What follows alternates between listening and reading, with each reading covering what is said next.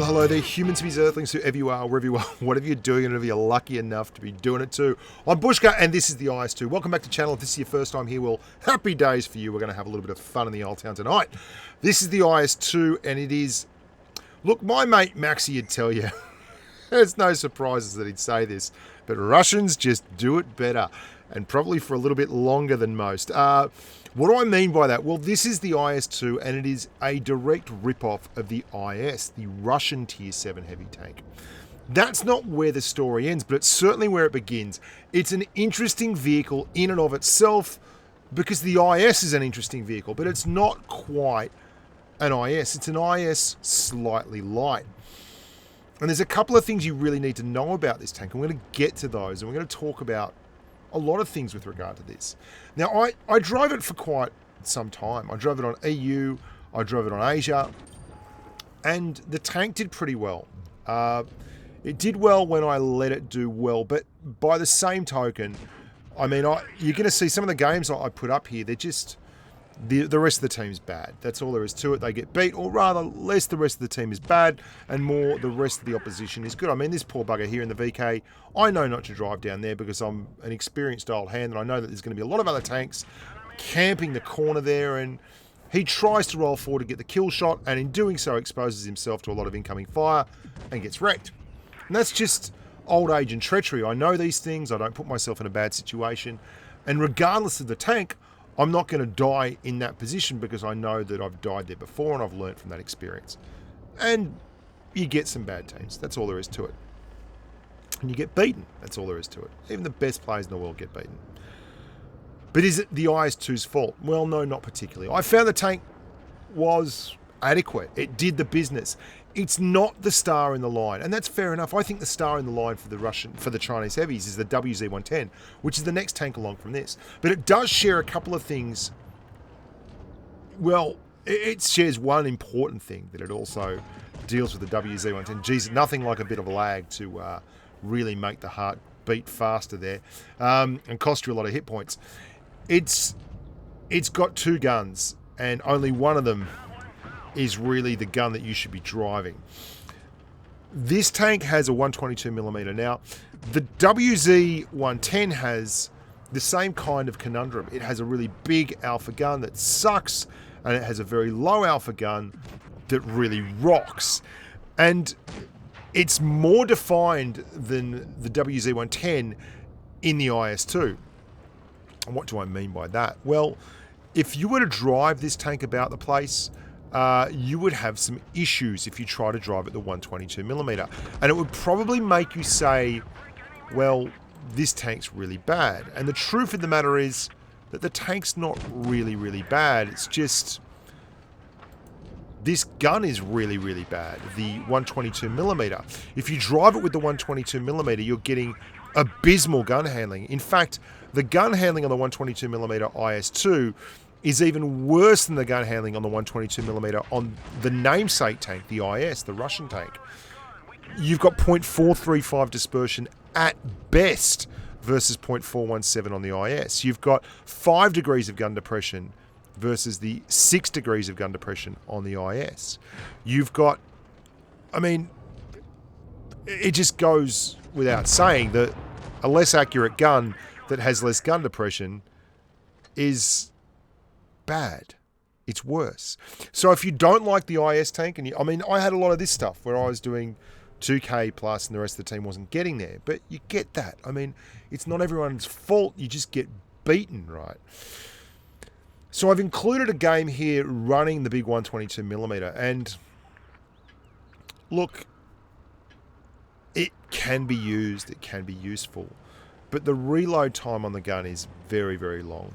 The DPM is not particularly great.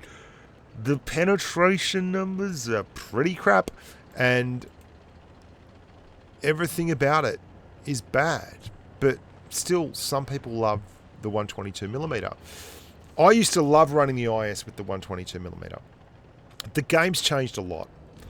It's become a lot faster. There are a lot of seriously strong tanks at Tier 7, and your armor profile isn't sufficient to just roll up like a super heavy and juke stuff out. You're running into Tiger P. I mean, you're running into people like this that are just wild about getting to the battlefront and then can't wait to get back to the garage ASAP. I actually had a lot. I really wanted this guy to get it done. I wanted him to live. This is a game off one of the live streams, the EU patron-only live stream, and I wanted him to get through because Creator was just balls to the wall there.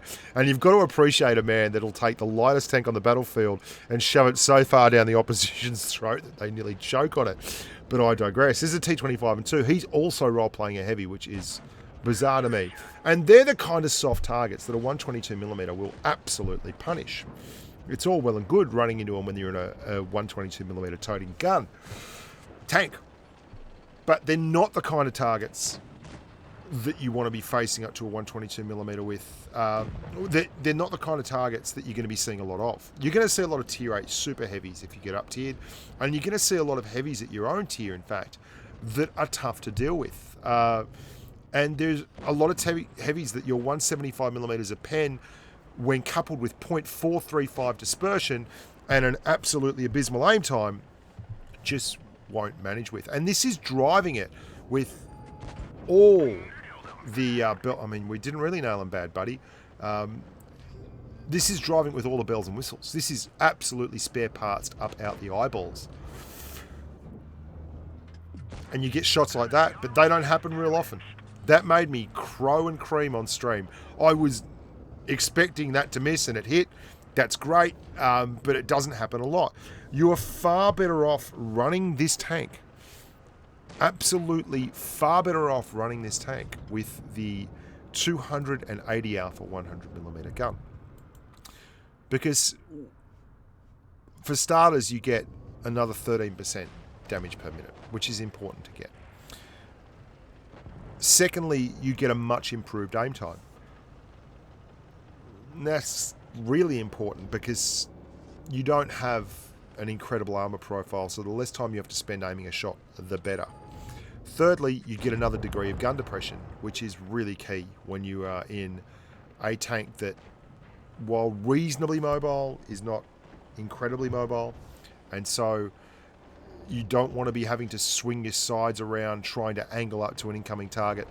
And finally, and perhaps most importantly, you get a whopping 14% better dispersion, 0.38 versus 0.435. Now, it should be noted here that the IS, the original and still the best IS tank, IS variant, has even more DPM than you, even more gun depression, another degree of gun depression, and is just better, again, with this kind of a loadout. The IS also has a better power to weight ratio, a better engine. It's just a better tank. That's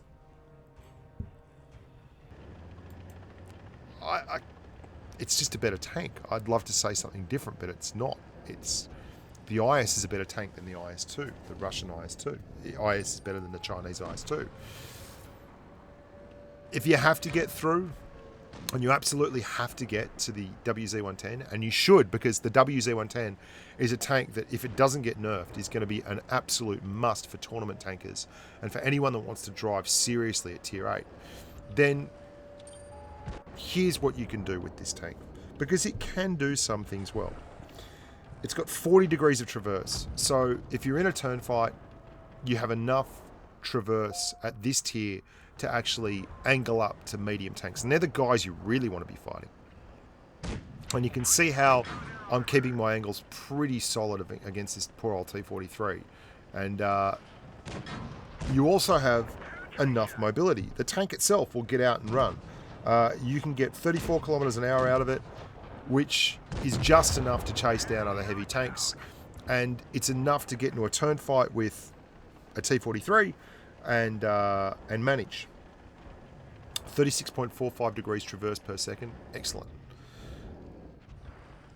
You've got a weak point on the top of the hatch, fair enough, and your gun isn't pinpoint accurate. So try to keep your engagements at the mid to close range.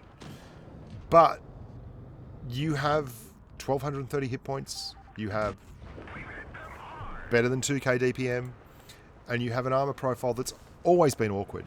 The IS is really undersold. Like, it's got this crazy chassis that is not an IS-3's pike nose and is far more akin to a KV-1's and a KV-4's and a KV-3's flat kind of sides. But for all that, if you angle it up against same and lower tier opposition, you'll bounce a lot of shots. And look, I actually prefer the frontal armor profile of this tank than the IS, the old school IS. It's flat, so you can angle it around corners and kind of get a higher angle and go a little bit hull down and be more likely to bounce a shot. But you know, it's not super strong. It's absolutely pennable, and you've got the same weak lower glacis that most tanks have. Like most tanks in the game. I mean, why? Anyway, I got some rough ends of the stick in the team stakes driving this tank, but you can see the tank kept performing. There's the IS-2. That's with AP rounds. I mean, you can see the front, the upper glacis. It's just not that strong. It's all about side scraping, angling, jiggling, wiggling, giving them bad points of entry, and hoping that the rest of your team doesn't just blow up like mine kept blowing up the entire time I was playing this tank. It's like everyone was trying to suicide so I could have the most time on target and the most targets available. I'll show you. I'll show you a game we win. Hey, how about that? I ended up with like a 1900 average damage, 54% win rate, which is low for me. Average damage is probably a little higher than you'd expect in a tier 7 heavy from most people, but it's not super duper. And I feel like if I was able to drive it for longer, I could have easily clawed the win rate back up into the mid 60s, 70%, especially if I was platooned. It's an adequate tank. Would I keep the tank? No, absolutely not. It's not a keeping tank. It's a tank that you can get through. Would I waste free XP on it? No, I wouldn't. It's not so bad that you need to free XP the tank. Don't drive it with the 122 and you will find that it is far more reliable. Don't try to be a super heavy tank. And I think that is a rule that you should be applying with all the Chinese heavies, like the WZ-113, the WZ-111. The only one that I feel like you can drive it as a fair facsimile of a super heavy tank for its tier is the tier 8 WZ-110, and I think that's the best tank in the lines. Like, you can't get better than a WZ-110 out of the Chinese heavy tanks at the present, I believe anyway. You will bounce enough shots in this tank, you'll be surprised, and you'll bounce them because you're aggressive and you're moving and you're shaking. It's just not like a Tiger P or something that pre-nerf where you can just roll up, do 2100 average damage and have a 75% win rate solo, as long as you don't run into a lot of other Tiger Ps. It's enough that it can side scrape in a pinch. It can be a frontline heavy in a pinch. It's just not OP. So drive it, grind it, get the job done, and get to the WZ-110. Don't waste free XP on this tank. It is absolutely drivable as a real tank. Just don't be stupid enough to run that bloody 122mm and make yourself want to chew your way through the iPad. It's a simple little tank for a simple little man. I think it's more than adequate. It'll get the job done, but it's not going to leave you lying in bed, awake at night, desperate for the next free bit of time you can get away from the family, the wife and the kids, on the porcelain throne, desperate to get that last little bit of IS-2 in before you go to bed. It's just a semi-light 90% IS, and if you're going to keep an IS at tier 7, you keep the real IS, not this one. Anyway, boys and girls, thanks for watching. I'm Bushka on Blitz. Hope you enjoyed it. Look after yourselves, and as always, stay safe on the battlefield.